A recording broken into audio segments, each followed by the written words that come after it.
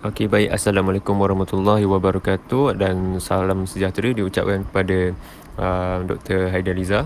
Pada hari ini kami akan membentangkan kajian kami dan kami telah pun memilih Melaka sebagai tapak kajian kami. Dan pertama sekali saya ingin memperkenalkan ahli kumpulan kami. Yang pertama sekali adalah saya, Muhammad Nur Mujahid bin Muhammad Nazri. Yang kedua adalah Nur Hafizah binti Hasan. Yang ketiga adalah Muhammad Akhli bin Yasin. Keempat, Muhammad Alif Huzairi bin Mazlan. Dan akhir sekali adalah Nur Atirah Najwa binti Azhar.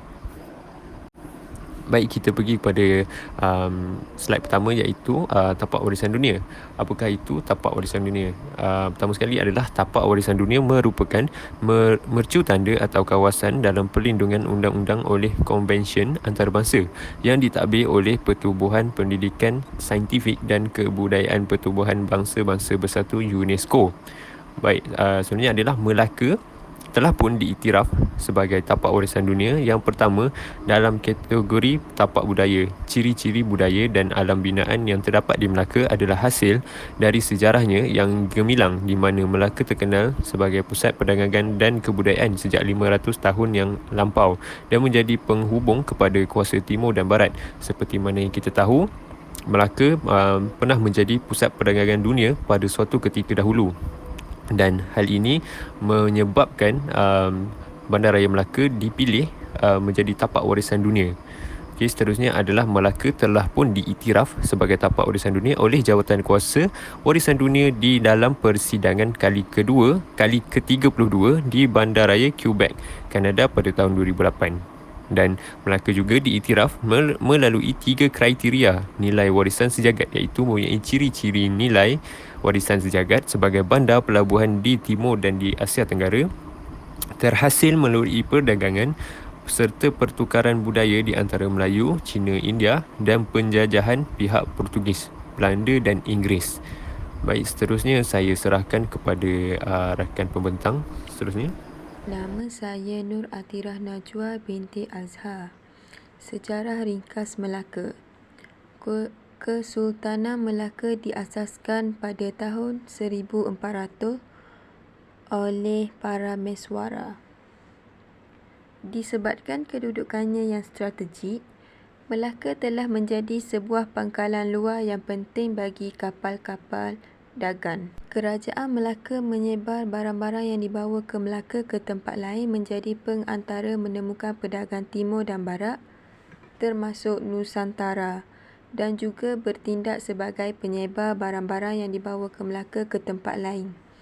Walaupun Melaka merupakan warisan Sriwijaya, namun pencapaian Melaka adalah berbeza daripada Sriwijaya, kerana Melaka merupakan tempat yang menjadi asas kepada pegangan yang menjadi nadi dan rakyatnya sehingga kini.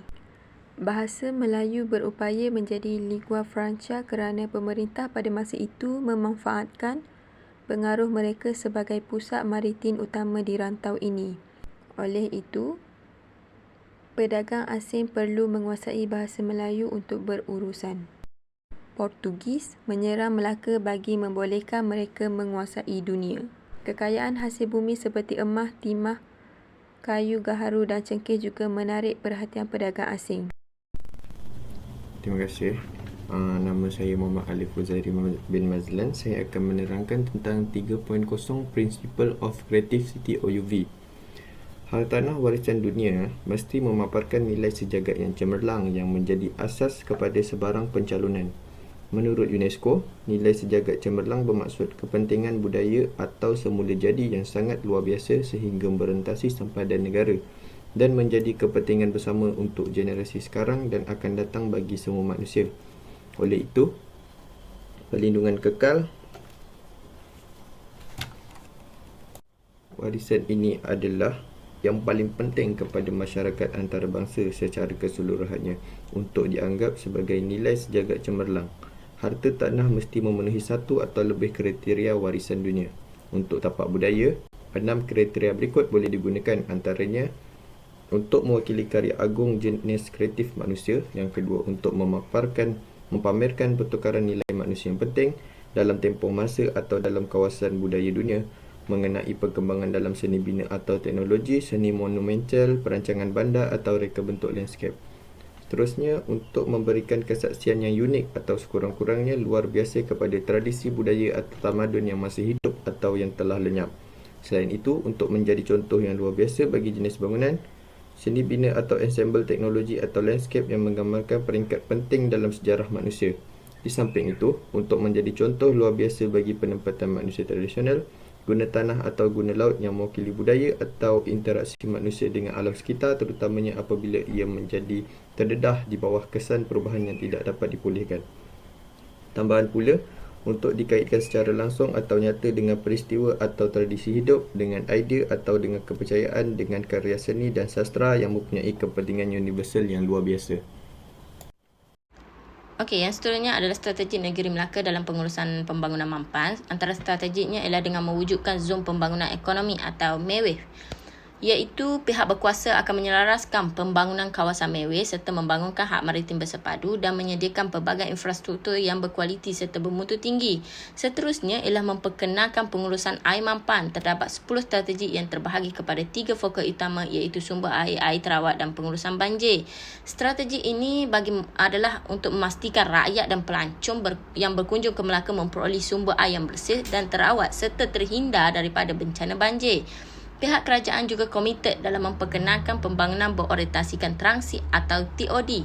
Ianya adalah sebuah konsep pembangunan bandar yang bersepadu. Ia adalah untuk memastikan rakyat dan pelancong memperoleh manfaat dari sistem pengurusan jalan yang komprehensif.